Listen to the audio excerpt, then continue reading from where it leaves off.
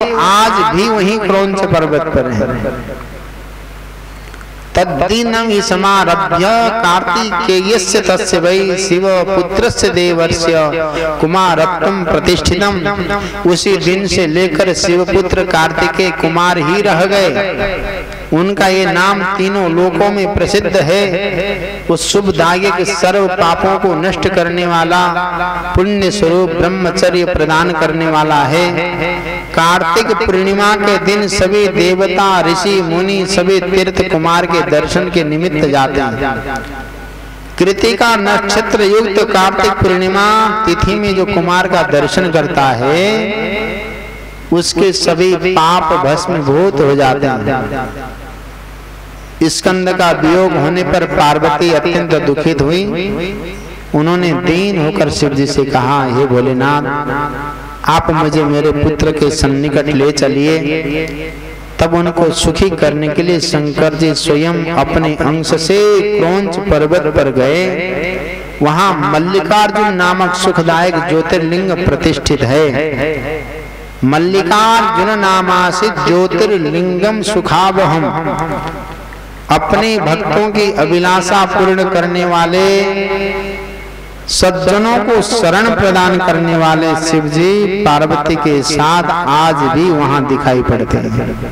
सर्वेषां निज भक्तानां काम पूरा सताम गति अद्यापि दृश्यते तत्र शिवया सहित शिवः। तब पार्वती सहित उन शिव को आया हुआ जानकर कुमार विरक्त होकर वहां से अन्यत्र जाने को उद्यत हो गए। तब देवता और मुनियों के बहुत प्रार्थना करने पर भी कार्तिकेय उस स्थान से 3 योजन दूर हटकर निवास करने लगे। पुत्र के स्नेह से आतुर दोनों भगवान शंकर पार्वती कुमार दर्शन के लिए पर्व पर वहां पर जाते रहते हैं। अमावस्या के दिन वहां शिव जी स्वयं जाते हैं। पूर्णिमा के दिन पार्वती निश्चित रूप से उनके स्थान पर जाती हैं।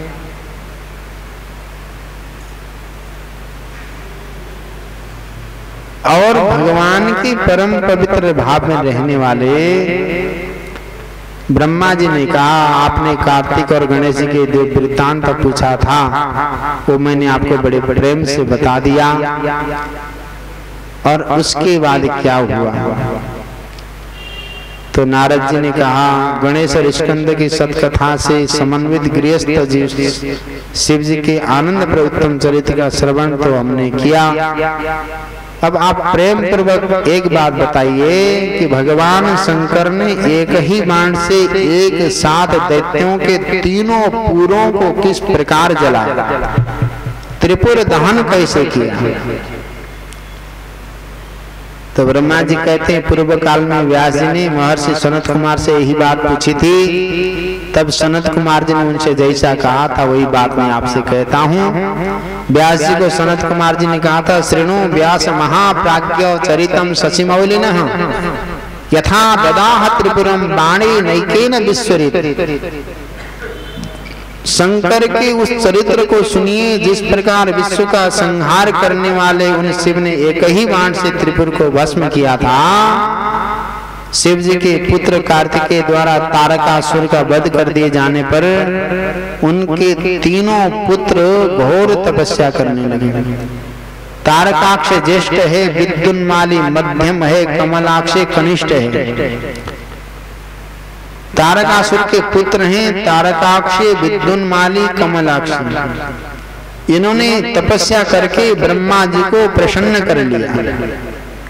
और ब्रह्मा जी को प्रसन्न करने के बाद ब्रह्मा जी ने कहा, अरे दैत्यों, मैं तो तुम्हारे तप से प्रसन्न हो गया हूँ। तुम लोगों को सब कुछ दूंगा, तुम लोगों का अभिष्ट वर हो उसे कहो। तब दैत्य ने कहा, यदि ब्रह्मा जी आप प्रसन्न हैं तो हमें सब प्राणियों में सभी से अवध्यत्व प्रदान कर दो, हमें कोई मार ना सके। आप हमें स्थिर कर दें, हमें जरा रोग मृत्यु आदि कभी प्राप्त न हो। अंतिम का हमको अमरत्व प्रदान कर दो। ब्रह्मा जी ने कहा, नास्ति सर्वा मरुत्तम च निर्वो तद्मतो सुरा अन्यम वरम ऋणित तुम्बई यादिशो वो ही रोचते।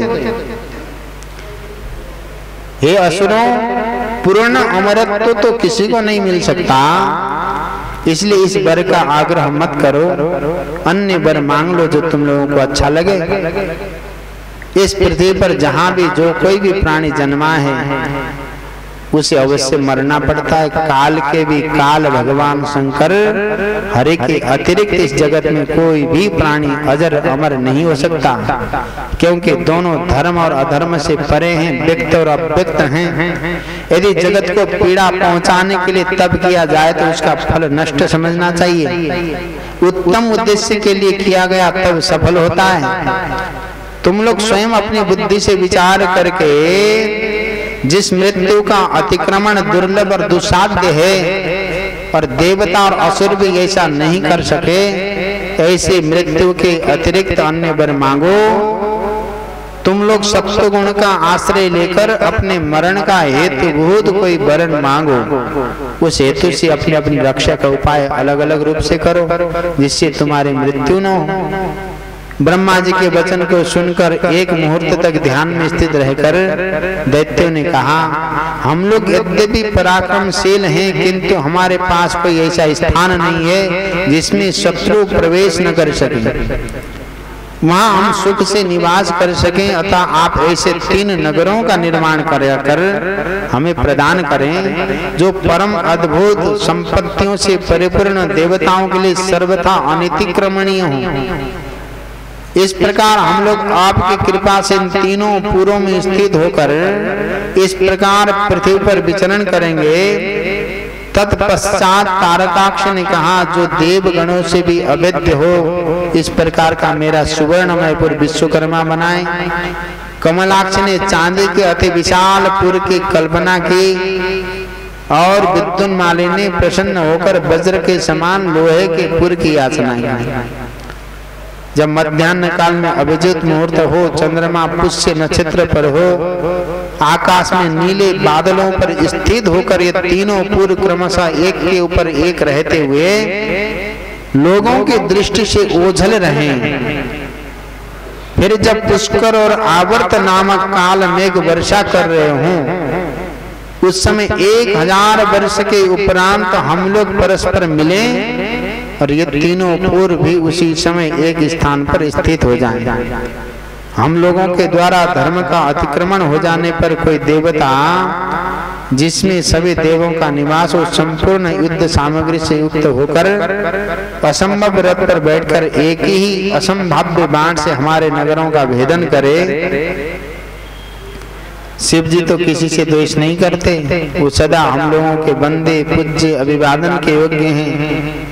फिर भी हम लोगों के पुरों को कैसे जला सकते हैं? वैसा कोई दूसरा पृथ्वी पर दुर्लभ है। उन दैत्यों ने अपने मन में यही विचार करके मांगा। उनका ये वचन सुनकर सृष्टिकर्ता ब्रह्मा जी ने भगवान शंकर का स्मरण करते हुए उनसे कहा, जैसा तुम चाहते हो वैसा ही हो। उसके बाद उन्होंने मय दानव को आज्ञा दी कि मय तुम सोने चांदी लोहे के 3 नगरों का निर्माण करो। कांचनम राजतम चैव आयसम चेति भो मया। आज्ञा प्रदान करके ब्रह्मा जी तारक पुत्रों के देखते देखते ब्रह्मलोक चले गए। धैर्यशाली मय ने बड़े प्रयत्न के साथ तारकाक्ष के लिए सोने का, कमलाक्ष के लिए चांदी का और विद्युन्माली के लिए लोहे का पुर बनाया। 3 प्रकार का दुर्ग भी बनाया। उसमें क्रम से स्वर्ग में, आकाश में और भूलोक में जानो। इन असुरों को तीनों पुर देकर मैंने स्वयं भी उनकी इच्छा से उस पुरी में प्रवेश किया। इस प्रकार 3 पुरों को प्राप्त करके महाबली पराक्रमशाली तारकासुर के पुत्र उनमें प्रविष्ट हो गए। सभी प्रकार के सुखों का भोग करने लगे। कल्प वृक्षों से व्याप्त, हाथी घोड़ों से युक्त, नाना प्रकार की अट्टालिकाओं मणियों से परिपूर्ण नगर, सूर्य मंडल के समान देदीप्यमान और चारों ओर मुख वाले, चंद्रमा के समान पद्मराग मणियों से जड़ित और सुशोभित था। इन तारक पुत्रों ने चारों तरफ से देवताओं को परेशान कर दिया। महाराज तारक पुत्रों से पीड़ित देवताओं का ब्रह्मा जी के पास जाना और देवताओं के पास आने पर ब्रह्मा जी ने उनके परामर्श के लिए उस तारकासुर को मारने के लिए, तारकासुर के पुत्रों को मारने के लिए भगवान शंकर से विशेष रूप से पूजा अर्चना की महाराज। और त्रिपुर विनाश के लिए देवताओं ने पहले विष्णु जी को निवेदन किया।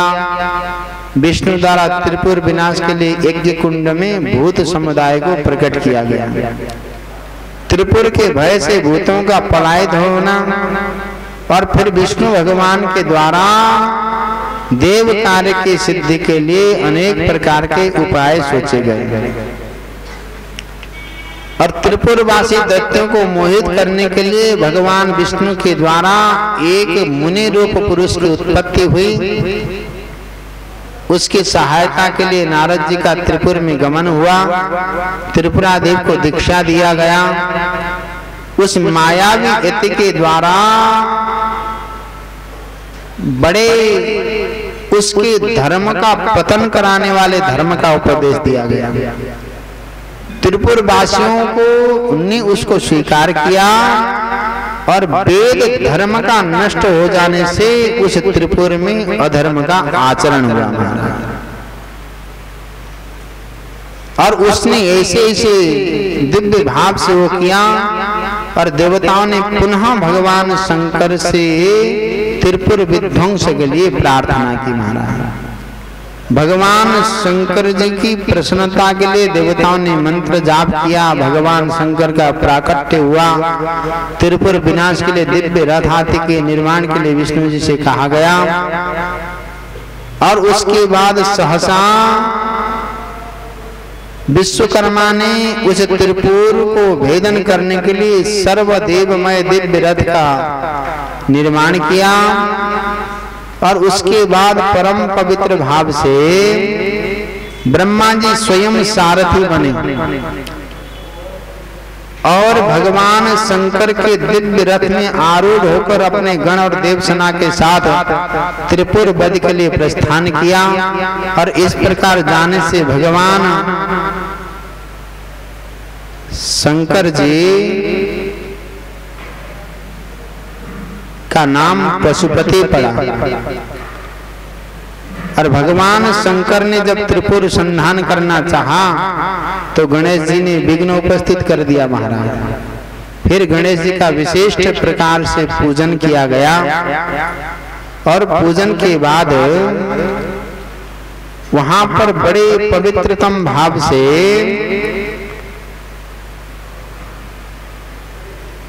अभिजीत मुहूर्त आ गया और अभिजीत मुहूर्त आने के बाद बड़े प्रेम से चारों तरफ से जब धर्म का पतन हो गया और धर्म का पतन होते ही ब्रह्मा विष्णु आदि समस्त देवताओं ने भगवान शंकर की स्तुति की। उसके बाद भगवान शंकर ने अपने बाणों से तीनों पुरों को भस्म करने की इच्छा की। भगवान शंकर ने अभिजीत मुहूर्त में उस अद्भुत धनुष को खींचकर प्रत्यंचा की, टंकार से अत्यंत दुस्सह शब्द करके असुरों को अपना नाम सुनाकर उन्हें ललकारते हुए करोड़ों सूर्य के समान देदीप्यमान बाण को छोड़ दिया। ददाह त्रिपुरस्थास्तान दैत्यां त्रिविमलापः स आशुगो विष्णुमयो वन्नी शल्यो महाज्वलन पापनाशक जाचुल्यमान अग्नि फलक से युक्त तीव्रगामी उस विष्णुमय बाण ने त्रिपुर में रहने वाले तीनों दैत्य को दग्ध कर दिया। इस प्रकार भस्म हुए तीनों पुर चार समुद्रों की मेखला वाली पृथ्वी पर एक साथ ही गिर पड़े और जले हुए पुर राख के रूप में हो गए।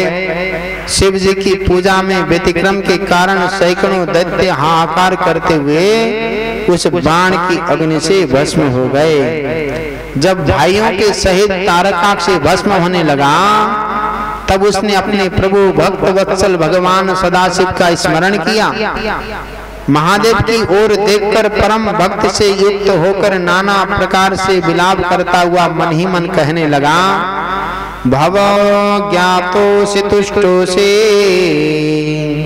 यद्यस्मान् सह बन्धुभिः तेन सत्येन भूयोऽपि कदा तं प्रदहिष्यसि। दुर्लभं लब्धमस्माभिर्यद्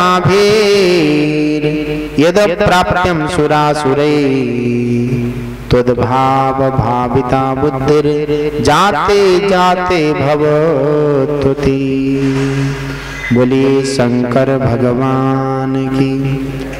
तारकाक्ष ने कहा कि मैं समझ गया कि आप हमारे ऊपर प्रसन्न हैं। हे भोलेनाथ, अपने इस सत्य के प्रभाव से आप पुनः भाइयों सहित हमें कब जलाएंगे? हम लोगों ने वो दुर्लभ वस्तु प्राप्त की जो देवताओं और असुरों के लिए भी अप्राप्त है। हमारी बुद्धि जन्म जन्मांतर से आपकी भक्ति में भावित रहे। ऐसा कहते उन दैत्यों को शिव जी की आज्ञा से अग्नि ने अद्भुत रीति से जलाकर राख कर दिया। उस अग्नि ने अन्य बालक और वृद्ध दानवों को भी शिव जी की आज्ञा से जलाकर राख कर दिया। जिस प्रकार कल्पांत में जगत भस्म हो जाता है, उसी प्रकार उस अग्नि ने वहां जो भी स्त्री पुरुष वाहन आदि थे उन सभी को जला दिया। बहुत सी श्रेष्ठ स्त्रियां गले में भुजाएं डालने वाले अपने पतियों को छोड़कर भस्म हो गईं। सोई हुई प्रमत्त और रति श्राद्ध स्त्रियां भी भस्म हो गईं। कोई आधी जलकर चेतना में आकर बारंबार मोह से मूर्छित हो जाती थी। कोई अति सूक्ष्म भी ऐसी वस्तु शेष न बची जो त्रिपुर की अग्नि से भस्म न हुई। केवल एक अविनाशी विश्वकर्मा मय दानव को छोड़कर स्थावर जंगम कोई भी बिना जले न बचा। वो देवताओं का विरोधी नहीं था, विपत्ति काल में भी महेश का शरणागत भक्त था, शिव जी के तेज से रक्षित था। चाहे दैत्य हो चाहे अन्य प्राणी हो, भावा भाव की अवस्था में कृत अकृत काल में महेश्वर के शरणागत होने पर उनके नाश कारक पतन नहीं होता है। इसलिए सत्पुरुषों को ध्यान पूर्वक इस प्रकार यत्न करना चाहिए जिससे अंतर हृदय में भगवान की भक्ति बढ़े। महाराज, निंदा से लोक का क्षय होता है, इसलिए कर्म को कभी नहीं करना चाहिए। निंदा रूपी कर्म को कभी नहीं करना चाहिए। पुरुष को कभी ऐसा कार्य नहीं करना चाहिए जिससे उन त्रिपुरों जैसा संयोग उपस्थित हो। प्रारब्ध से सभी का मन शिव जी में लगता है।